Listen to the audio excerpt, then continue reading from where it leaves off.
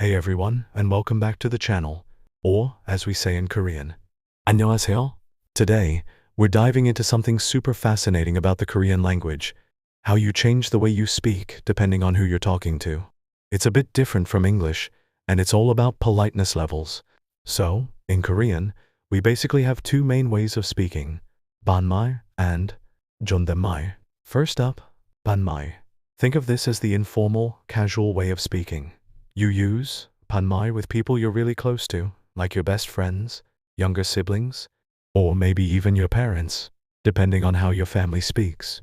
You also use it with people younger than you. Now, when we say informal, don't think it always means rude. While using Banmal with someone you should be respectful to is definitely not polite, Banmal is actually how you show closeness and warmth with your friends and family. It's like saying, hey, hi, what's up? Or what's going on, instead of something more formal. However, it's very important to remember that using Banmal with someone older than you or someone you've just met can be considered very impolite. So, choose wisely. The tricky part? Even the same Banmal phrase can sound totally different. It really depends on your intonation, your tone of voice, and the whole situation. If you say 밥 먹었어? Did you eat? In a soft, friendly way to your friend, it sounds super warm and caring. But if you say it in a harsh, cold tone, it can sound really rude. So, context and how you say it are key with Banmal. Oh, and if you try to translate Banmal directly, ban means half and mal means talk or speech. So, it's kind of like half talk or casual speech.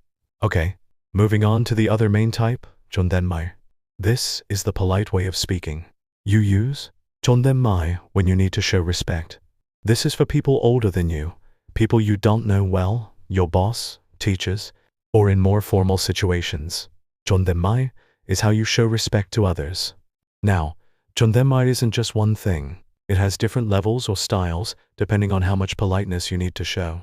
Let's look at two of the most common ones. The first one, and honestly, the one y'all probably hear and use the most in daily life, is Heyo-che. Heyo-che. This is polite, but not super formal. It's perfect for everyday conversations with most people you encounter, like people you meet for the first time, your colleagues at work, shop assistants, or even talking to older people who aren't much older than you. It usually ends with 어요, 아요, or 요요, like 안녕하세요, hello, 감사해요, thank you, or 어디 가세요? Where are you going? This is the style I recommend learning first because you can use it almost anywhere and sound polite. Then we have Heyo-che. Heyo-che. This is the most formal and highly respectful style.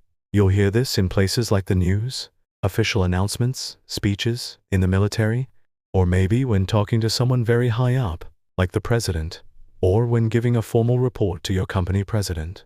It often ends with 비옵니다, 습니까, or 십시오.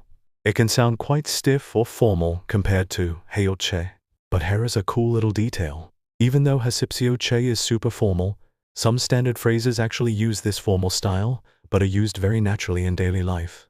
The best example is 감사합니다, which means thank you, even though it ends with 비옵니다. From the Heyo-che, everyone uses 감사합니다 all the time. Same with 죄송합니다. 처음 뵙겠습니다. Nice to meet you for the first time, and even 안녕하십니까? Hello, formal. So, these specific phrases are exceptions where the formal style feels totally normal in everyday chats. So, to sum it up, Banmal, casual, for close friends, younger people, can be warm or rude depending on how you say it and who you're talking to. Jondaetmal, polite, for showing respect. Heyo-che, your everyday polite style.